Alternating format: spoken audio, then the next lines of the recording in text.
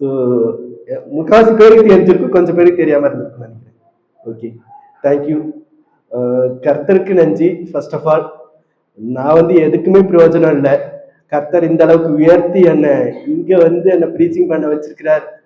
இங்க சாம்பல்பட்டியில ப்ரீச்சிங் பண்றது இதான் ஃபர்ஸ்ட் டைம் நினைக்கிறேன். ஓகேவா? பாம்பேல போயிருக்கேன், வீட்டு ப்ரேயருக்கெல்லாம் போயிருக்கேன், சர்ச்லையும் ப்ரீச்சிங் பண்ணியிருக்கேன். பட் சாம்பல்பட்டின் ஊரை விட்டு ஊர், அதாவது என்ன சொல்றது,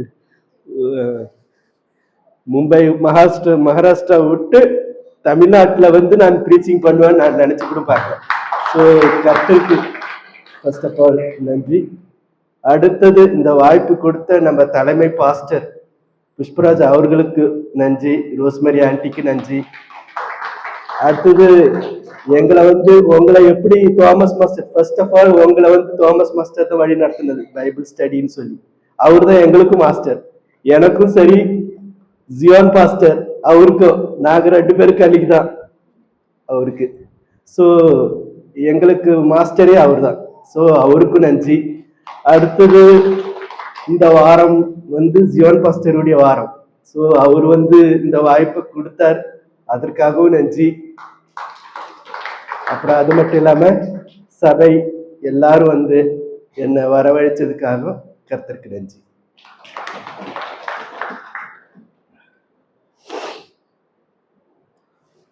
ஒரு சிறிய ஜபத்தோட ஸ்டார்ட் பண்ணிடுறேன் நான். இசப்பா ஸ்தோத்திரம் ஸ்தோத்திரம் ஆண்டவரே, அப்பா அமேன் ஆண்டவரே. இந்த காலை வேலையில ஆண்டவரே அப்பா உங்களுடைய சமூகத்துல நாங்கள் அனைவரும் கூடி வந்திருக்கிறோம் ஆண்டவரே அப்பா அமேன். அப்பா அமேன் ஸ்தோத்திரம் ஆண்டவரே. அப்பா இன்னைக்கு ஆண்டவரே அப்பா அமேன் எங்களுக்கு தேவையான மன்னவை ஆண்டவரே அப்பா என் மூலமாய் ஆண்டவரே அப்பா ஒவ்வொரு இருதயத்திலையும் ஆண்டவரே அப்பா பதிய செய்த ஆண்டவரே அப்பா இந்த வருஷம் முழுவதும் ஆண்டவரே அப்பா வழி நடத்த நீர் கிருபை செய்வீராக ஆண்டவரே. இந்த செய்தி முழுவதும் ஆண்டவரே அப்பா உம்முடைய வார்த்தையாக இருக்கட்டும் ஆண்டவரே அப்பா. தொடக்கம் முதல் இறுதி வரை ஆண்டவரே உம்முடைய பிரசன்னம் இந்த இடம் முழுவதும் ஆளுகை செய்யட்டும். ஒவ்வொரு வார்த்தையும் ஆண்டவரே அப்பா உம்முடைய வார்த்தையாக இருக்க நீர் கிருபை செய்யுங்க ஆண்டவரே. Thank you Lord. ஆமீன். அலங்கார வாசலாலே பிரவேசிக்க வந்து நிற்கிறோம், தேவ வீட்டின் நன்மையாலே நிரம்பிட வந்து நிற்கிறோம். அலங்கார வாசலாலே பிரவேசிக்க வந்து நிற்கிறோம், தேவ வீட்டின் நன்மையாலே நிரம்பிட வந்து நிற்கிறோம். ஆராதிக்க வந்து அன்பு கூற வந்து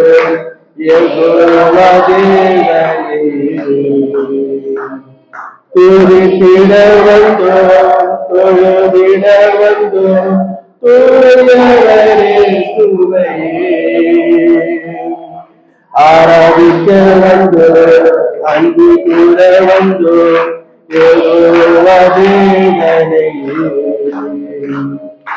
துதித்திட வந்தோம், தொழுதிட வந்தோம், தூயவரே சுவையே. ஆலயம் செல்லுறதே அது மகிழ்ச்சியை தந்திடுவே. ஆலயம் செல்லுறதே அது மகிழ்ச்சியை தந்திடுவே. என் சபையுடனே உம்மை தொழுதிடவே கிருபை கிடைத்ததே. என் சபையுடனே உம்மை தொழுதிடவே கிருபை கிடைத்ததே. ஆராதிக்க வந்தோம், அன்பு கூற வந்தோம்,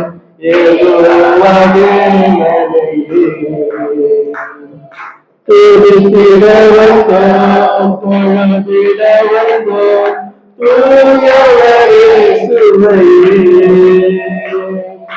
பலிகளை செலுத்திடவே ஜீவபலியாக மாறிடவே. பலிகளை செலுத்திடவே ஜீவபலியாக மாறிடவே மறுரூபத்தில் இதயத்தை தந்தீரே ஸ்தோத்திரம் ஸ்தோத்திரமே மறுரூபத்தில் இதயத்தை தந்தீரே ஸ்தோத்திரம் ஸ்தோத்திரமே ஆராதிக்க வந்தோம் அன்பு கூற வந்தோம் யெகோவாவே நன்றியே துதித்திட வந்தோம் தொழுதிட வந்தோம் தூயவரே இயேசுவையே. ஹல்லேலூயா. இன்னைக்கு நம்ம பார்க்க போற தலைப்பு அவிசுவாசம். அவிசுவாசம் என்னன்னு தெரியுமா? விசுவாசத்துக்கு ஆப்போசிட் தான் அவிசுவாசம். அதாவது வேறுபட்ட எண்ணம், மாறுபட்ட எண்ணம், வேறுபட்ட யோசனை. அதாவது நார்மலா நம்ம திங்க் பண்றதுக்கு பதில ஆப்போசிட்டா நம்ம திங்க் பண்ணி நம்ம பேசுறதா மாறுபாட எண்ணம்னு சொல்லுவோம். அப்ப அவிசுவாசம் நம்ம பார்க்க போறோம் இன்னைக்கு. இப்ப பைபிள்ல நிறைய கேரக்டர்ஸ் பத்தி பார்த்திருப்போம். இப்ப யாரெல்லாம் ஏசப்பா கூடவே இருந்திருப்பாங்க, அவருடைய வார்த்தையும் கேட்டிருப்பாங்க, அவர் கூடவே சாப்பிட்டும் இருப்பாங்க.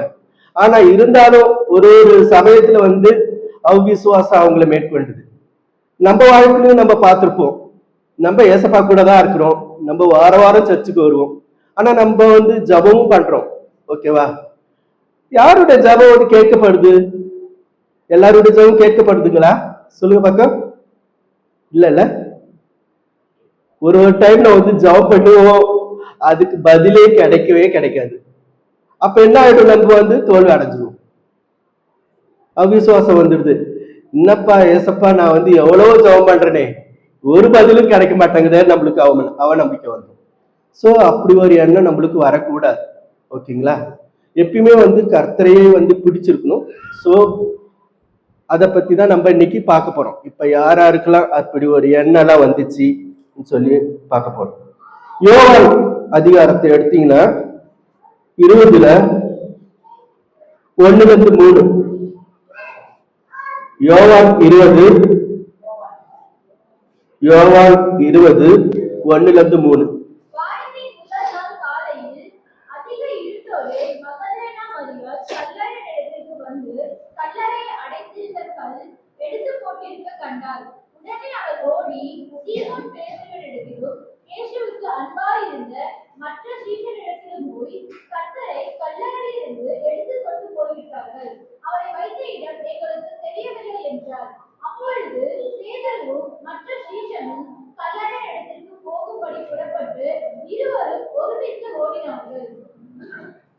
ஹல்லேலூயா.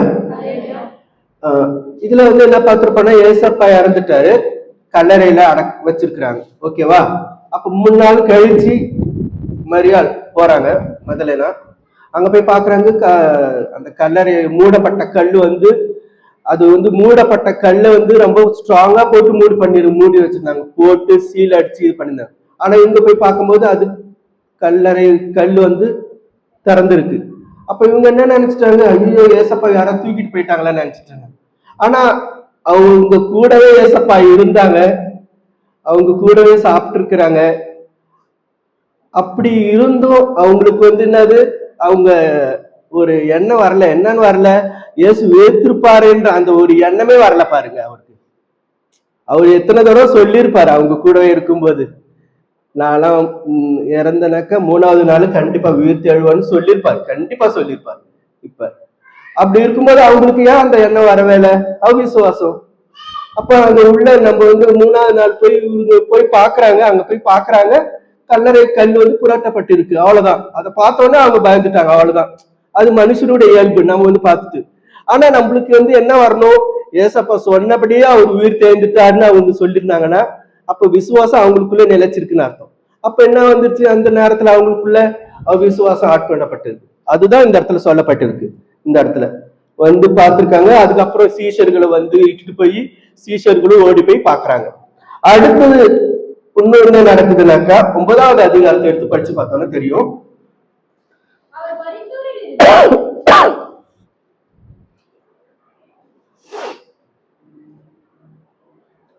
9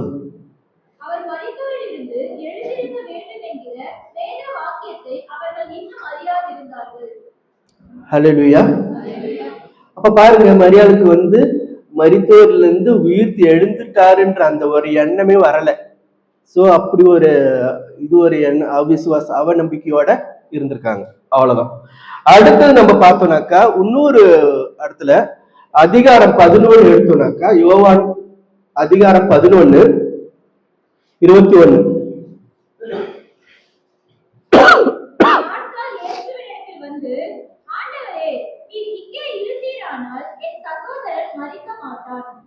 ஹல்லேலூயா. அப்ப அங்க பாருங்க, அங்கேயும் வந்து மரியாள் வந்து என்ன சொல்றாங்க, நீங்க இந்த இடத்துல இருந்திருந்தீங்கன்னா என் சகோதரன் மரிச்சிருக்க மாட்டான். இந்த ஸ்டோரி உங்களுக்கு தெரியும். லாசர் மரிச்சிட்டாரு, அவரை வந்து கல்லறையில வச்சிருக்கிறாங்க. 3 நாள் ஆயிடுச்சு. இயேசுக்கு வந்து செய்தி கிடைச்சது, அவர் வந்து அங்கிருந்து வர்றதுக்கு லேட் ஆயிடுச்சு. எத்தனை நாள் ஆகுது? 3 நாள் கழிச்சு 4வது நாள் போலதான் அவரு வர்றாரு. அப்ப நார்மலா வந்து அடக்கப்பட்ட உடல் வந்து என்ன ஆரம்பிச்சிடும்? 3 நாள் கழிச்சு அழுக ஆரம்பிச்சிடும். இப்ப ஏசப்பா வந்து அவர் முன்னாடியே வந்து அந்த அற்புதத்தை பண்ணிருந்தாருன்னா ஜனங்க என்ன நினைப்பாங்க? இது சாதாரண இதுதான் நினைச்சுப்பாங்க. ஆனா அழுகி போன அந்த உடலையே வந்து உயிர்ப்பிக்க செய்ய வல்லவர் இயேசு கிறிஸ்து. ஓகேவா? சோ அந்த காரியம் நடைபெறுன்றதுக்காகவே தான் அவர் வந்து டிலே ஆகி வந்திருக்கிறார். ஆனா அந்த நேரத்துலயும் என்ன சொல்றாங்க பாருங்க, திரும்ப படிங்க.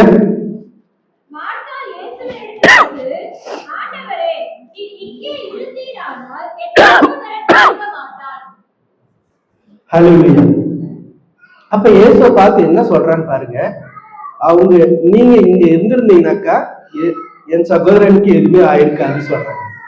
ஹல்லேலூயா. அப்ப அவிசுவாசம் தானே அவங்க மேற்கொண்டிருக்கு. இப்ப அவங்க வந்து நினைச்சிருக்கலாம்ல, இப்ப வந்துட்டீங்க, அட்லீஸ்ட் இதுக்கப்புறம் நீங்க உயிர்ப்பிக்க செய்வீங்கன்ற நம்பிக்கை எனக்கு இருக்குன்னு சொல்லியிருந்தாங்கன்னா விசுவாசத்தோட இருக்கிறாங்கன்னு நம்ம சொல்லலாம். அப்ப அவிசுவாசம் தான் அவங்களை மேற்கொண்டிருக்கு. ஹல்லேலூயா.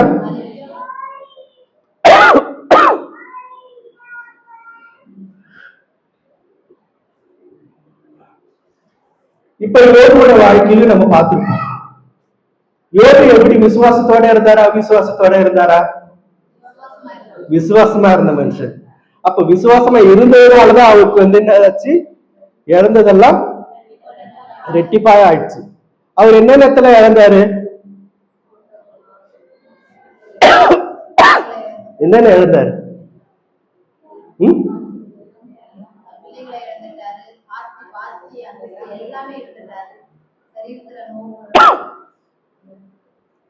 அப்போ எதுக்குமே லாகியே இல்ல மாரி என்னது ஒரு குப்பை தொட்டியில போட்ட ஒரு மனுஷன் பேர் தான் இருந்திருக்கிறார். ஹல்லேலூயா. அப்ப எப்படி ஒரு சூழ்நிலை இருந்திருக்கும் பாருங்க. ரொம்ப கஷ்டமான சூழ்நிலை இல்ல? அப்படி ஒரு சூழ்நிலை நம்மளுக்கு வந்தா நம்ம என்ன பண்ணிருப்போம் சொல்லுங்க?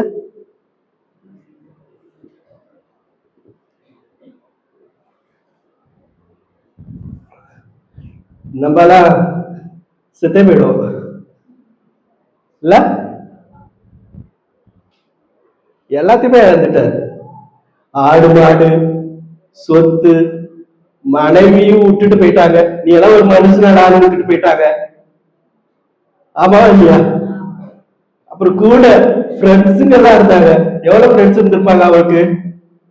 நல்லா பழகின ஃப்ரெண்ட்ஸுங்க எல்லாம், ரொம்ப உயிருக்கு உயிரான ஃப்ரெண்ட்ஸுங்களா இருந்திருப்பாங்க. அவங்களும் என்ன சொல்றாங்க, என்னடா எந்த தெய்வத்தடா நீ வணங்குற, இந்த அளவுக்கு வச்சிருக்கிறாரு, ஒண்ணு நீ அவரே வணங்கிட்டு இருக்கிறேன்னு சொல்லி அவரே தூஷிச்சுட்டு அவங்களும் போயிட்டாங்க. அப்ப அவருக்கு எவ்வளவு மனவேதனையா இருந்திருக்கும் பாருங்க. பொண்டாட்டியும் போயிட்டாங்க, பிள்ளையும் செத்து போயிடுச்சு, பிள்ளைங்களும் செத்து போயிட்டாங்க. அப்ப இன்னும் எவ்வளவு வேதனையா இருக்கும்?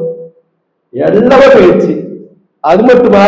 சரி, உடம்பாவது நல்லா இருந்தா எல்லாரும் அட்லீஸ்ட் பழிச்சுக்குவாரு. உடம்புலயும் ஃபுல்லா சரகு மாரி ஒண்ணுமே பண்ண முடியல. ஆனா இருந்தாலும் கர்த்தரை வந்து அவர் விசுவாசிச்சார். ஓகேவா? அதனால அவர் வந்து என்ன பண்ணாரு, கர்த்தரை வந்து எந்த நேரத்திலயுமே வந்து எந்த ஒரு வார்த்தையுமே சொல்லாத மனுஷன் அவர் தான். ஹல்லேலூயா. இப்ப நம்மளுக்கு எல்லாம் அந்த சூழ்நிலை வந்ததுன்னா நம்ம என்ன புலம்ப ஆரம்பிச்சிருப்போம். நம்ம நீர் என்ன தேவன், எனக்கு இப்படி இம்மாத்தரத்தை கொடுக்கிறீங்க, நம்ம புலம்பே தள்ளியிருப்போம். அது மட்டுமா? எல்லாமே நீங்க தான் பண்றீங்க எனக்கு பழைய தூக்கி அவர் மேலே போட்டுருவோம். ஆமாவா இல்லையா? பாவம் பண்றதெல்லாம் நம்ம பழைய தூக்கி அவர் மேல போட்டுற வேண்டியது. ஹல்லேலூயா. ஆனா யோபு வந்து கைவிடல.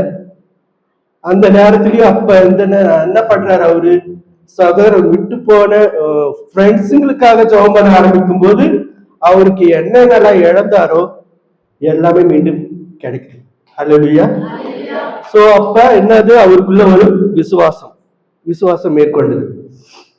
அப்புறம் இன்னொரு கேரக்டரை நம்ம பார்க்கலாம். விசுவாசத்தோடு ஜெயம் கொண்ட மனுஷன் பைபிள்ல யாரு சொல்லுங்க பார்க்க, யாராவது ஒரு கேரக்டர் விசுவாசமா இருந்து ஜெயத்தை பெற்றுக்கொண்ட மனுஷன். ஓகே. அப்புறம் ஹல்லேலூயா. தாவீது பாருங்க. தாவீதுக்கு பாத்தீங்கன்னா நம்ம தெரியும், தாவீது வந்து ரொம்ப சின்ன மனுஷன், ஓகேவா? ஆனா அவரு வந்து என்ன நினைக்கிறாரு, நம்ம வந்து பெலிஸ்தீன்ல வந்து முறியடிக்கணும் சொல்லிட்டு அவர் போறாரு. அப்ப போகும்போது எல்லாரும் அவரை பார்த்து என்ன கேலி பண்ணிருப்பாங்களே, நீ ஒரு சின்ன மனுஷன், அவரு எப்பேற்பட்ட மனுஷன், அவர்கிட்ட போய் மோதிரைய நீ என்னத்துக்கு ஆவன்னு சொல்லியிருப்பாங்களா இல்லையா? கண்டிப்பா சொல்லியிருப்பாங்க. ஆனா அவர் வந்து அதெல்லாம் எந்த பேச்சுக்குமே இடம் கொடுக்கவே இல்லை. சவுல் மாமனாரே சொல்லியிருப்பார், நீ போய் என்னத்த பண்ண போறன்னு சொல்லியிருப்பார். கண்டிப்பா மாமனாரே சொல்லியிருப்பார். ஆனா இருந்தாலும் அவர் அதை பத்தி எல்லாம் கேட்கல. ஜனங்கள்ல எவ்வளவு கேள்வி பண்ணியிருப்பாங்க. ஆனா இவரு யார நம்பினாரு, கர்த்தர் கூடவே இருக்கிறார் என்றது அவர் நம்பினார். ஹல்லேலூயா. அப்ப கர்த்தர் கூடவே இருந்ததுனால அவருக்கு எந்த பலத்தை அவர் நம்பினாரு? அவர் அந்த நேரத்துல ஆள் பலத்தை நம்பினாரா, பணபலத்தை நம்பினாரா? இல்ல, ஒண்ணுமே இல்லை, எந்த பலனும் இல்லை. ஆனா யாருடைய பலம் இருந்துச்சு அந்த நேரத்துல? கர்த்தருடைய எல்லா பலமும் தான் அவருக்கு இருந்துச்சு. அப்ப அவருடைய பலத்தாலதான் வந்து என்ன பண்ணாரு, அவரு பீரங்கி எடுத்து எல்லாரும் சுட்டு போட்டாரா? இல்ல. ஏதாவது பெரிய ஆயுதத்தை போட்டு விட்டாரா? இல்ல. இல்ல அவருக்குன்னு ப்ரொடெக்ஷன் போட்டுக்கிட்டாரா? இல்ல, எதுவுமே இல்லை. அவருக்குன்னு எந்த ஒரு இதுவும் போட்டுக்கவும் இல்லை, எதுவுமே இல்லை. என்ன பண்றாரு, 5 குழாங்கள் தான் எடுக்கிறாரு, அவ்வளவுதான். ஹல்லேலூயா. குழாங்கள் எடுத்து எப்பேற்பட்ட கோலியாத்தை வந்து முறியடிக்கிறார். ஹல்லேலூயா. அப்ப இதெல்லாம் வந்து நம்மளால முடிகிற காரியம் நினைக்கிறீங்களா? இல்ல, இதெல்லாம் வந்து நம்மளால முடிகிற காரியமே கிடையாது. நம்ம வந்து கர்த்தர் மேல நம்பிக்கை வைக்கும் போதுதான் வந்து அவர்தான் வந்து நம்மளுக்கு எல்லா பலனும் தருவார். ஹல்லேலூயா. நம்ம நினைப்போம், இப்ப அந்த பெலிஸ்தர் வந்து முறியடிக்கிறதுக்கு எப்படியோ ஒரு 200 பேரா தேவை, 300 பேரா தேவை நம்ம நினைச்சிருப்போம். ஆனா கோலியாத்தை முறியடிக்கிறதுக்கு ஒரே ஒரு மனுஷன் தான், தாவீது. ஹல்லேலூயா. அப்ப அவர் கூட தேவன் இருந்ததுனாலதான் வந்து அந்த காரியம் நடந்துச்சு. ஓகேவா? அப்ப அந்த சிச்சுவேஷன் கேட்கவே என்ன சாங் பாடலாம் நம்ம இந்த நேரத்துல? என்ன பாட்டு பாடலாம் சொல்லுங்க பாக்கம். அவருக்கு பெலன் யாரால கிடைச்சிச்சு? கர்த்தரால. அப்ப என்ன பாட்டு பாடலாம் நம்ம? குட். பரவாயில்ல, எவ்வளவு நீங்களும் வந்து செய்து கொடுத்துடலாமே. நான் வந்து ப்ரிப்பேர் பண்ணி கொண்டு வந்து. ஹல்லேலூயா. நான் கர்த்தர்கிட்ட வந்து ஜெபம் பண்ணும் போது நான் அவர்கிட்ட கேட்டுட்டு தான் ஜெபம் பண்ணேன். சாமல்பட்டி ஜனங்களுக்கு புரியணும், நம்ம வந்து பேசிட்டு போறது வந்து இது கிடையாது, புரியணும், அவங்களுக்கு புரியணும் அந்த வார்த்தை. சோ இப்ப வந்து பரவாயில்ல, எல்லாம் என் மைண்டுக்கு ஏற்ற மாதிரி செட் ஆகுது, கனெக்ட் ஆகுது. ஏன் கூட இல்ல, கர்த்தர் கூட. ஓகேவா? ஹல்லேலூயா. எல்லாரும் பாடுவோமா பாட்ட? அந்த பாட்டை, நீரே என்பலன் நீரின் அடைக்கலம் ஆபத்து காலத்தில் துணை சுற்றி நின்று என்னை காக்கும் கண்மலை நீரே என்பவன் நீரின் அடைக்கலம் ஆபத்து காலத்தில் என் துணை சுற்றி நின்று என்னை காக்கும் கண்மலை யாக்கோபின் தேவனின் அடைக்கலம் யெகோவா தேவனே என்பவன் யாக்கோபின் தேவனின் அடைக்கலம் யெகோவா தேவனே என்பவன் கலக்கமில்லை பயங்கமில்லை வாழ்விலே நான் இருப்பதோ கர்த்தரின் கரத்திலே கலக்கமில்லை பயங்கமில்லை வாழ்விலே நான் இருப்பதோ கர்த்தரின் கரத்திலே நீரே என்பவன் நீரின் அடைக்கலம் ஆபத்து காலத்தில் துணை சுற்றி நின்று என்னை காக்கும் கண்மலை அமர்ந்திருந்து தேவனை நான் அறிகிறேன் அவர் கரத்தில் வலிமை நித்தம் பார்க்கிறேன் நான் அறிகிறேன் அவர் கரத்தில் வலிமை நித்தம் பார்க்கிறேன் தாழ்வர விசத்தை கொண்டு மூடியே கண்மணி என்னை பாதுகாக்கிறேன் தாழ்வர விசத்தை கொண்டு மூடியே கண்மணி என்னை பாதுகாக்கிறேன் நீரே என்பவன் நீரின் அடைக்கலம் ஆபத்து காலத்தில் என் துணை சுற்றி நின்று என்னை காக்கும் கண்மலை பசும்புல் வெளியில் என்னை தினமைக்கிறீர் அமர்ந்த தண்ணீர் தாகம் தீர்க்கிறேன் பசும்புல் வெளியில் என்னை தினமைக்கிறீர் அமர்ந்த தண்ணீர் தாகம் தீர்க்கிறேன் சத்துருவின் கண்கள் காண என்னையா என் தலை அபிஷேகம் செய்கிறேன் என்னையா என் தலை அபிஷேகம் செய்கிறேன் நீரே நீரில் அடைக்கலம் ஆபத்து காலத்தில் துணை சுற்றி நின்று என்னை காக்கும் கண்மலை ஹல்லேலூயா. அப்ப இப்ப நான் ஒரு சின்ன கதை ஒன்று சொல்றேன். கதை ரொம்ப பிடிக்கல. ஹல்லேலூயா. பழைய காலத்துல நாட்டெல்லாம் அரசர்கள் தான் ஆண்டு கொண்டிருந்தாங்க. அப்போ ஒரு காலத்துல என்ன ஆச்சு, விக்ரமாதித்தன் அந்த அரசன் தான் நாட்டை ஆண்டு கொண்டிருந்தார். ஓகேவா? அப்ப அந்த அரசர் நாட்டை ஆளும்போது ஜனங்க நிறைய பிரச்சனைகள் சொல்லுவாங்க. அப்ப அவருதான் வயசா அவங்களுக்கு எல்லாத்தையும் ப்ராப்ளம் சால்வ் பண்ணி விடுறது ரொம்ப கெட்டிக்காரர் அவர் தான். ஹல்லேலூயா.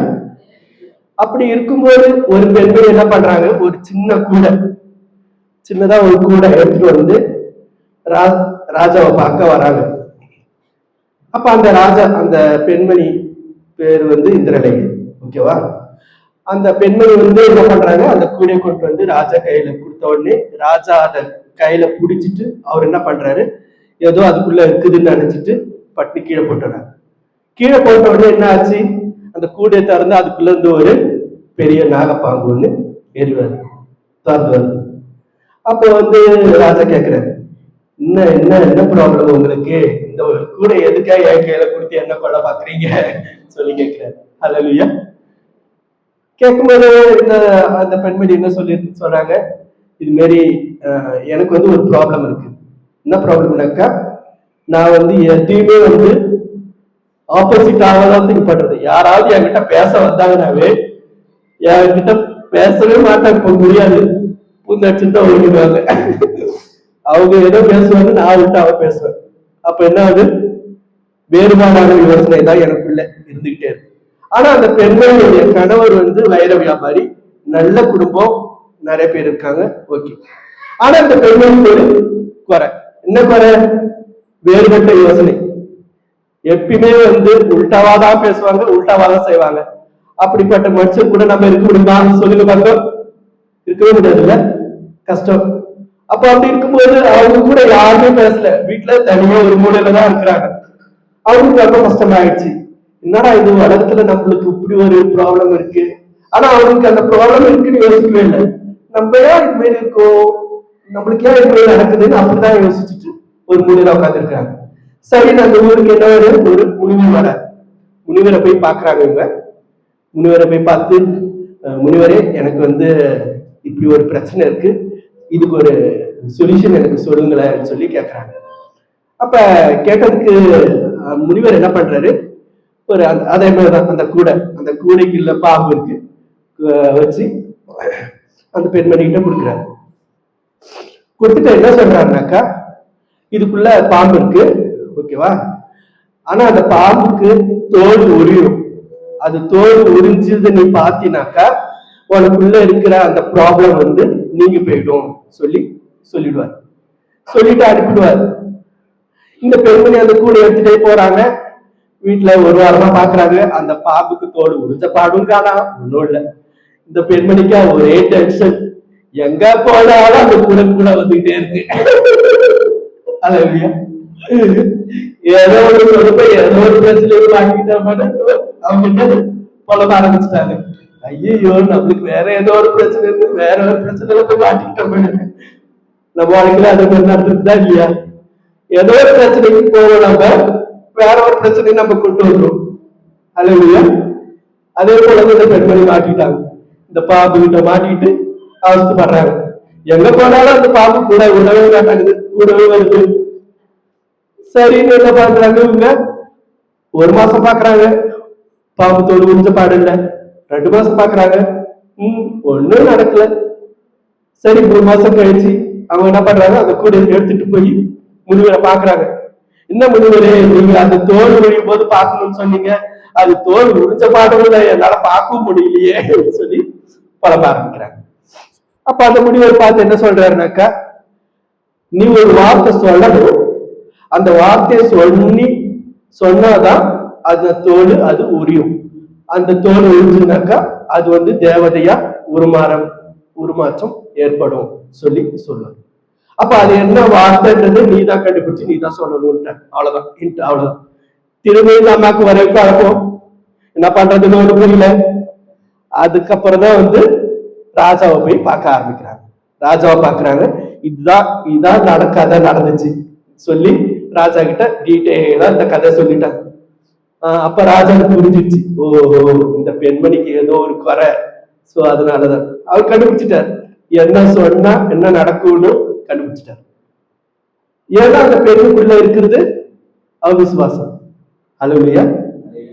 அப்ப அந்த வார்த்தை சொன்னாதான் வந்து அந்த பாம்பு தோலை உரிச்சு போடும். அவிசுவாசம் என்ற தோலை நீ உரிச்சு போடுன்னு சொன்னாதான் அது பாம்பு வந்து அது தோலை உரிக்கும், அது வந்து உருமாற்றம் அடையும் தேவதையா. அப்ப அப்படி பார்க்கும்போது உனக்குள்ள இருக்கிற அந்த அவிசுவாசம் எல்லாம் நீங்கி விசுவாசம் ஆயிடுவான்னு சொல்றாரு ராஜா. அதே போல வீட்டுல போய் இந்த பெண்மணி என்ன பண்றாங்க, அவிசுவாசம் என்ற அந்த தோலை உரிச்சு போடுன உடனே அந்த பாம்பு அழகா அந்த தோலை உரிச்சு போடுது. ஹல்லேலூயா. போட்டுடுது. அப்புறம் தேவதை அதுக்குள்ள இருந்து வெளியில வருது. தேவதை வந்து பார்த்த உடனே அப்பதான் வந்து அந்த பெண்மணிக்கு அந்த உணர்வே வருது, ஐயோ நம்ம தான் தப்பு பண்ணிட்டோமே சொல்லி அந்த உணர்வே வருது. இது வரைக்கும் அவங்களுக்கு உணர்வே வந்தது இல்லை. பிரச்சனைன்னு வரும்போது அவங்க என்ன நினைச்சிருப்பாங்க, மத்தவங்களுக்கு தான் பிரச்சனை, நம்மளுக்கு என்ன பிரச்சனைன்னு அவங்க நினைச்சிருப்பாங்க. ஆனா பிரச்சனை வந்து யாருகிட்ட இருக்கு, அவங்கள்ட்ட. நம்மகிட்ட ப்ராப்ளம் வச்சுக்கிட்டு மத்தவங்கள போய் குறை சொன்னா நல்லா இருக்குமா? சொல்லுங்க பாக்கும். இல்ல. அப்பதான் உணர்வு வந்து அதுக்கப்புறம் அவங்க வந்து நல்ல பெண்மணியா மாறுறாங்க. அதுக்கப்புறம் அவங்க வாழ்க்கையில ரொம்ப சந்தோஷமா வாழ ஆரம்பிச்சிட்டாங்க. அப்ப இதுல வந்து நம்மளுக்கு இந்த கதையில இருந்து நமக்கு என்ன தெரியுது? அவிசுவாசம்ன்றது வந்து நம்மளுக்கு இருக்கவே கூடாது. அதாவது மாறுபாடான எண்ணம், அவிசுவாசம், நம்பிக்கை, இதெல்லாம் நம்மளுக்கு இருக்கவே கூடாது. இப்ப நம்ம வந்து தேவனோட பிள்ளைகளா இருக்கிறோம். நம்மளுக்கு வந்து இருக்கணுமா இருக்கக்கூடாதா? அவிசுவாசம் இருக்கக்கூடாது. வாழ்க்கையில மட்டும் இல்லை, நம்ம வந்து தேவனை கர்த்தரை தேவமாக கொண்டிருக்கிறோம். அவருக்கு விரோதமா நம்ம அவிசுவாசமா இருக்கவே கூடாது. இப்ப நம்ம பைபிள்ல வந்து 2 பேர் பார்த்தோம். மரியாள் பார்த்தோம், தாவீதை பார்த்தோம். இவங்க 2 பேரும் நம்ம வந்து ஒரு சைடு மரியாதை வச்சுக்கலாம், ஒரு சைடு தாவீதை வச்சுக்கலாம். இவங்க அவிசுவாசமா இருந்தாங்க, இந்த சைடு தாவீது வந்து விசுவாசத்தோட இருந்தாங்க. இப்ப யாருக்கு வெற்றி கிடைச்சதுன்னு பாக்குறீங்க? அல்லையா? விசுவாசமா இருந்தவங்க கூட தான் வந்து கர்த்தர் இருக்கிறார். அல்லையா? அப்ப இவங்கதான் வந்து ஜெயத்தை கொண்டிருக்கிறாங்க. அதுக்கப்புறம் அவங்க மகன் மாறியா, அதுக்கப்புறம் மரியாள், அதுக்கப்புறம் இயேசுவை பார்த்து அதுக்கப்புறம் அறிஞ்சதுக்கு அப்புறம் இயேசு ஒரு குரலை கேட்டதுக்கு அப்புறம் தான் வந்து அவங்களுக்கு உணர்வே வருது. ஐயோ இவருதான் இயேசு விட்டு அப்புறம் பார்த்து அவங்க அதுக்கப்புறம் இது பண்றாங்க. ஆனா இவர் வந்து தாவீது அப்படி இல்லை. டைரக்டா கர்த்தர் தான் என்னுடைய பலன், அவருடைய பலத்தை வச்சுதான் நான் வந்து கோலியாத்தை முறியடிப்பேன். கோலியாத்தை முறியடிச்சார். அல்லேலூயா. அப்ப நம்மளுக்கு முன்னாடி பிரச்சனைகள் இருக்குதுன்னு நினைச்சுக்குங்க. கோலியாத்தை போல ஒரு பிரச்சனை இருக்கு. அப்ப நம்ம என்ன பண்ணணும்? அதை பார்த்து பயந்துடணுமா? பயப்படக்கூடாது. நம்ம என்ன பண்ணணும்? தாவீதை போல தைரியமா இருக்கணும். கர்த்தர் நமக்குள்ள இருக்கிறார், அவர் நம்மளுக்கு பலன் தருவார். இந்த பிரச்சனைகள்லாம் வந்து சும்மா கர்த்தர் நினைச்சாருனாக்கா ஒரே நிமிஷத்துல அது பணிய போல கரையா பண்ணுவார். அல்லேலூயா. அப்ப நம்மளுக்குள்ள இருக்கு, நம்மளுக்குள்ள பெரிய அவிசுவாசம் எல்லாம் இருக்காது. அப்பப்ப வரும், எட்டி பார்த்துட்டு போயிடும். சீசன் மேல வந்துட்டு போயிட்டு இருக்கோம். அப்பப்ப வருமா இல்லையா? ஆமாவா இல்லையா? எல்லாருக்கும் வந்துட்டு அவிசுவாசம். நம்மள மனுஷன் தான், நம்மளுக்குள்ள வரதான் செய்யும். எனக்கு ஒரு சாட்சி இருக்கு, அந்த சாட்சி நான் சொன்னாதான் உங்களுக்கு புரியும் அவிசுவாசம். அப்ப எனக்குள்ள எப்படி கர்த்தர் என்ன எப்படி உயர்த்தினார்ன்றது உங்களுக்கு தெரிஞ்சாதான் அப்ப நீங்க வந்து கர்த்தருக்குள்ள வந்து ஒண்ணு வைராக்கியமா எழுத முடியும். ஹல்லேலூயா. சரி, சாட்சி நான் சொல்றேன். ஒரு நாள் 10 வருஷத்துக்கு முன்னாடி, இது வந்து எனக்கு நடந்தது வந்து 10 வருஷத்துக்கு முன்னாடி. ஓகேவா? அப்ப நாங்க எல்லாரும் வந்து சர்ச்சுக்கு தான் பிரேயருக்கு போயிட்டு இருக்கோம். ஓகேவா? 10 வருஷமா நாங்க சர்ச்சுக்கு போயிட்டு இருக்கோம். எங்க அம்மா எல்லாம் 20 வருஷமா போயிட்டு இருக்காங்க. மொத்தமா நாங்க இப்ப இது வரைக்கும் பார்த்தா 20-30 வருஷமா நாங்க சர்ச்சுக்கு கண்டினியூஸா போயிட்டு இருக்கோம். ஓகேவா? இப்ப இது வந்து 10 வருஷத்துக்கு முன்னாடின்னும் போது அன்னைக்கு காலையில சர்ச்சுக்கு கிளம்பிட்டு இருக்கோம் 11 மணிக்கு. நானும் கிளம்பிட்டு இருக்கேன். கிளம்பும்போது எனக்கு என்ன ஆகுது? திடீர்னு வயிற்று வலி, லெப்ட் சைட்ல பயங்கரமா வலி. அது என்ன வலின்னே சொல்ல முடியல, அப்படி ஒரு வலி, ஒரு வித்தியாசமான வலியாவே இருந்துச்சு. எனக்கு அது மாதிரி வலி வந்ததே இல்லை. சரி, வீட்டுக்கு கீழே ஏதாவது வந்து கிளினிக் இருக்கு, போய் டாக்டர் போய் பார்த்தேன். அவர் வந்து தொட்டு பார்த்து உடனே கூப்பிட்டாரு, வீட்டுல யாரு இருக்கா கூப்பிடுனாரு. சரின்னு உடனே போன் நம்பர் கொடுத்த உடனே அவரே போன் பண்ணி கூப்பிட்டாரு. யாரை கூப்பிட்டாரு? என் தங்கச்சி ஹெலன். ஹெலன் சிஸ்டர் தெரியும்னா உங்களுக்கு? அவங்கதான் என்னோட தங்கச்சி. அவங்க கூப்பிட்டாரு. இப்ப டாக்டர் வந்து என்கிட்ட சொல்லவே இல்லை, டைரக்டா ஹெலன்ட்ட இது மாரி வயிற்றுல அப்பெண்டிக்ஸ் இருக்கு, அது பர்ஸ்ட் ஆகிற ஸ்டேஜ்ல இருக்கு, இப்போ உடனே ஆபரேஷன் பண்ணி ஆகணும்ன்ற. ஹல்லேலூயா. இப்ப என்ன பண்றதுன்னு ஒண்ணுமே புரியல. அது ஆபரேஷன் பண்ணிதான் ஆகணும், அப்பயே பண்ணி ஆகணும்ட்டாரு. உடனே 2-3 மணி நேரத்திலே பண்ணணும்ட்டாரு. என்ன பண்றதுன்னு ஒண்ணுமே புரியல. சரின்ட்டு அம்மாலாம் வந்து பிரேயர் கிளம்பிட்டு இருந்தாங்க. அம்மாலாம் சர்ச்சுக்கு கிளம்பி போயிட்டாங்க. அவங்களுக்கு வந்து எப்பயும் வந்து பிரேயர் தான் ஃபர்ஸ்ட். ஓகேவா? ஹெலன் என் கூட இருந்ததுனால நீ போய் பார்த்து பண்ணிட்டாங்க. அம்மா வந்து சர்ச்சு கிளம்பிட்டாங்க. ஹல்லேலூயா.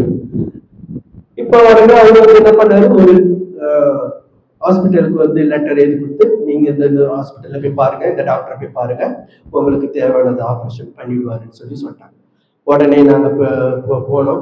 இது வந்து எத்தனை மணிக்கு? 11 மணிக்கு எங்களுக்கு நியூஸ் கிடைக்கும்.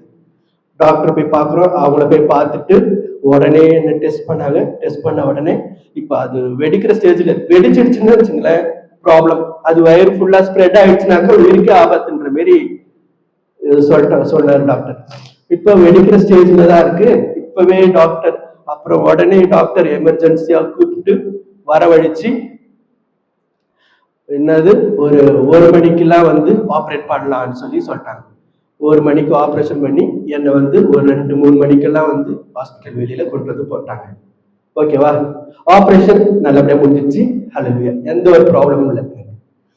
அந்த கட் பண்ணி எடுக்கிற அந்த சாம்பிள் இருக்கு பாத்தீங்களா, அதை என்ன பண்ணுவாங்க, அதை டெஸ்ட் பண்றதுக்கு அனுப்புவாங்க எப்பயுமே.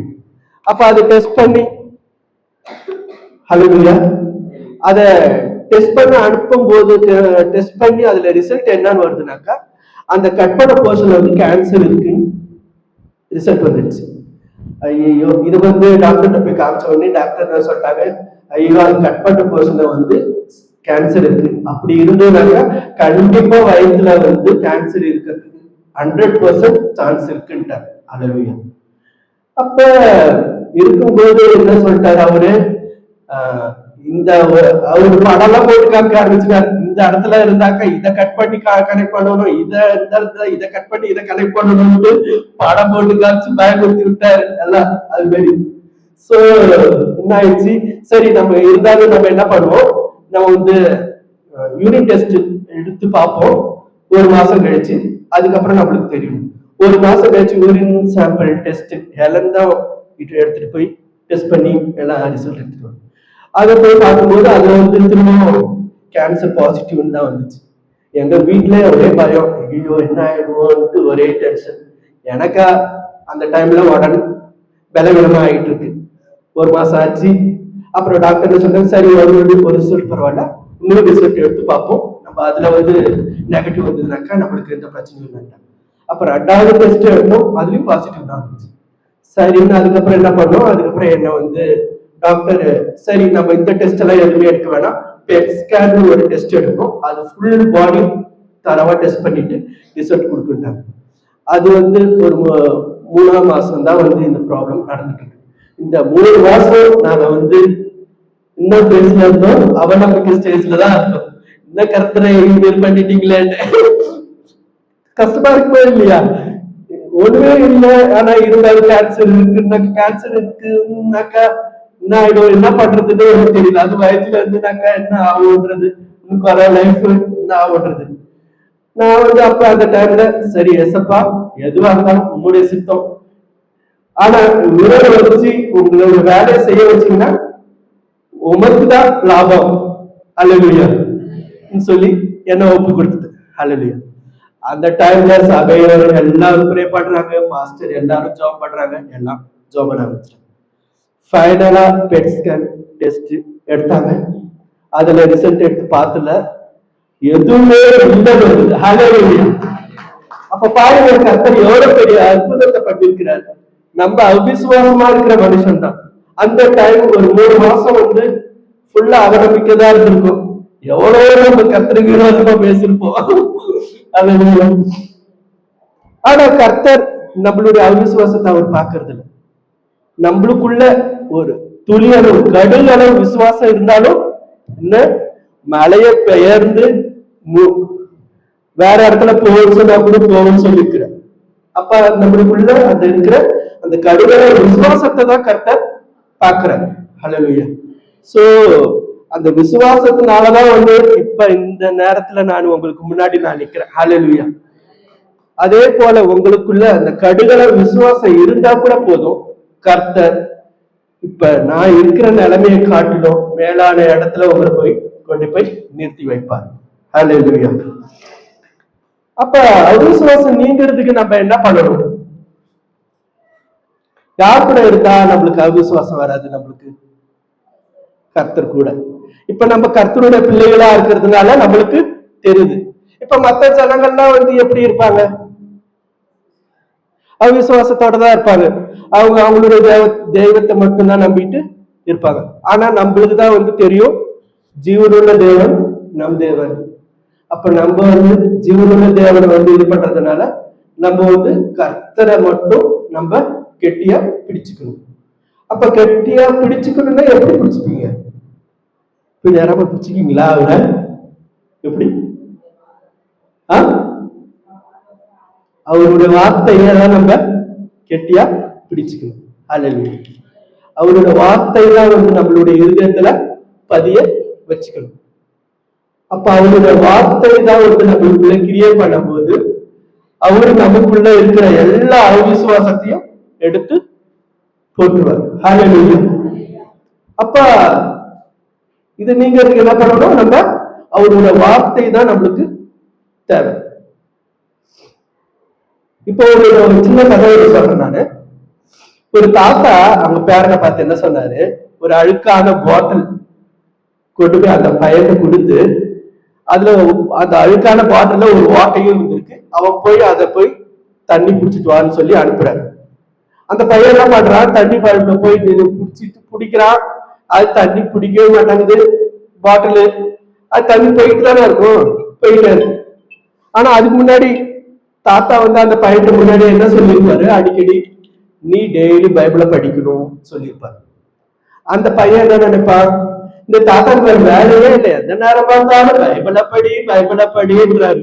நம்மளும் அப்படிதான் இருந்திருக்கோம். நம்ம பாஸ்டர் எத்தனையோ டைம் கேட்டிருப்பாரு, பைபிளை யாரா இருந்தா படிச்சு முடிச்சீங்கன்னு. கேட்டிருக்காரா இல்லையா? நம்மளாம் ஒண்ணு படிச்சு முடிச்சிடல. அப்படிதான் தூக்கம் வரணும்னு நினைச்சு நம்ம என்ன பண்றோம், பைபிளை படிக்க ஆரம்பிச்சிருவோம். அதுதான் நம்மளுக்கு தலைக்காணி. ஹல்லேலூயா. சோ அப்படி ஒரு நிலைமையா நம்ம வந்து ஓடிட்டு இருக்கு. அப்ப அந்த பையனை அப்படிதானே நினைச்சப்பா, சின்ன பையன், அவனுக்கு என்ன தெரியும், கர்த்தர்னா என்னன்னு தெரியும், வாழ்க்கைன்னா என்னன்னு அவனுக்கு தெரியும். ஆனா தாத்தா வந்து அந்த பையனுக்கு பாடம் புகட்டணுன்றதுக்காக இந்த ஒரு காரியம் பண்ண வைக்கிறார். என்ன பண்றாரு, பாட்டில போய் தண்ணி பிடிக்க வைக்கிறார். தண்ணி பிடிச்ச பாடம் ஒண்ணும் இல்லை. அந்த பையன் திரும்ப வந்து தாத்தா தாத்தா இதுல தண்ணி பிடிக்க மட்டும் வந்து கொடுக்கல, பாட்டிலேயே வச்சு கட்டு போறான், கொடுத்துட்டு போறான். அப்பதான் இந்த தாத்தா கேட்பாரு, சரி நான் குடிக்கும்போது பாட்டில் எப்படி இருந்துச்சுன்னு கேட்டாரு. பாட்டில் ரொம்ப அழுக்கா இருந்துச்சு சொல்லி சொல்றான். இப்ப எப்படி இருக்கு பாருங்க, இப்ப சுத்தமா இருக்கு. அதே போலதாங்க நம்ம வாழ்க்கையிலையும் நம்ம பைபிளை படிப்போம். புரியலையா படிங்க, புரியலையா படிங்க, இன்னும் படிச்சுக்கிட்டே இருங்க. இப்ப இந்த சின்ன பையன் என்ன பண்ணா, அழுக்கான பாட்டில போய் தண்ணி பிடிச்சான். அது தண்ணி அதுல நிக்கவே இல்லை. இருந்தாலும் அந்த பாத்திரம் சுத்தமாச்சா இல்லையா? அந்த பாத்திரம் சுத்தமாச்சா இல்லையா? அப்ப நம்ம பாத்திரம் சுத்தமாவங்களுக்கு நம்ம என்ன பண்ணணும், பைபிளை படிக்கணும். அவருடைய வார்த்தைய நம்ம மனசுல பதிய வச்சுக்கணும். ஹல்லேலூயா. ஒரே வசனம் மட்டும் பண்ணி நான் முடிச்சிடறேன்.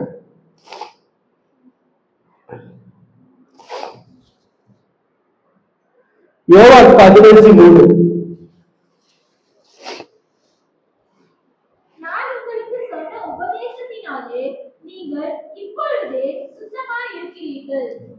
ஹல்லேலூயா. அப்ப சீடர்கள்லாம் வந்து ஃபர்ஸ்ட் ஸ்டார்டிங்லயே வந்து இயேசு கூட்டிட்டு வரும்போது அவங்களுக்கு தெரியுமா வேதம் என்ன, கர்த்தருடைய வசனம் என்ன, இயேசு கிறிஸ்து பத்தி ஏதாவது தெரியுமா? அவங்களுக்கு ஒண்ணுமே தெரியாது. அவங்க என்ன பண்ணிட்டு இருந்தாங்க, மீன் பிடிச்சிட்டு இருந்தாங்க. ஒருத்தவங்க ஏதோ ஒரு வேலை பண்ணிட்டு இருந்தாங்க. எல்லாம் ஒவ்வொருத்தவங்களும் வந்து ஒரு ஒரு வேலை பண்ணிட்டு இயேசப்பா கிட்ட வந்தாங்க. ஆனா அவங்க சொன்ன வார்த்தைகள் அதுதான் வந்து அவங்கள வந்து என்ன பண்ணிச்சு, சுத்தப்பட்டுச்சு. ஹல்லேலூயா. அப்பதான் அவங்க கடைசியா சொல்றாரு. அப்ப அவருக்கு தெரியும், எப்ப தெரிய வருதோ அப்ப நம்ம சீடர்கள்லாம் இப்ப தயாரா ஆயிட்டாங்க தெரிய வருதோ அப்பதான் வந்து இந்த வார்த்தை சொல்றாங்க. என்ன சொல்றாரு, இப்ப நீங்க சுத்தமாயிட்டீங்க, இப்ப நீங்க போய் உலகம் பூரா நீங்க ப்ரீச் பண்ண ஆரம்பிக்கலாம் சொல்லி சொல்றாங்க. அது வரைக்கும் அவங்க வந்து எதுவுமே அறியாம இருந்தாங்க, விசுவாசத்தோட தான் இருந்தாங்க. எப்போ விசுவாசம் அவங்க உள்ள வந்துச்சோ அப்பதான் அந்த வார்த்தை வருது. ஹல்லேலூயா. அப்ப நம்ம இனிமே நம்ம எப்படி இருக்கணும் வாழ்க்கையில? விசுவாசத்தோட இருக்கணும். கர்த்தருக்கு விசுவாசமா நம்ம இருக்கும்போது நம்மளுக்கு என்ன கிடைக்கும்? என்ன கிடைக்கும் வாழ்க்கையில? தோல்வியா? வெற்றி. எப்பவுமே வெற்றி. வெற்றி கிடைக்கணும்னு நம்ம என்ன பண்ணணும்? விசுவாசத்தோட இருக்கணும். கர்த்தருடைய வார்த்தையை நம்ம பிடிச்சுக்கணும்.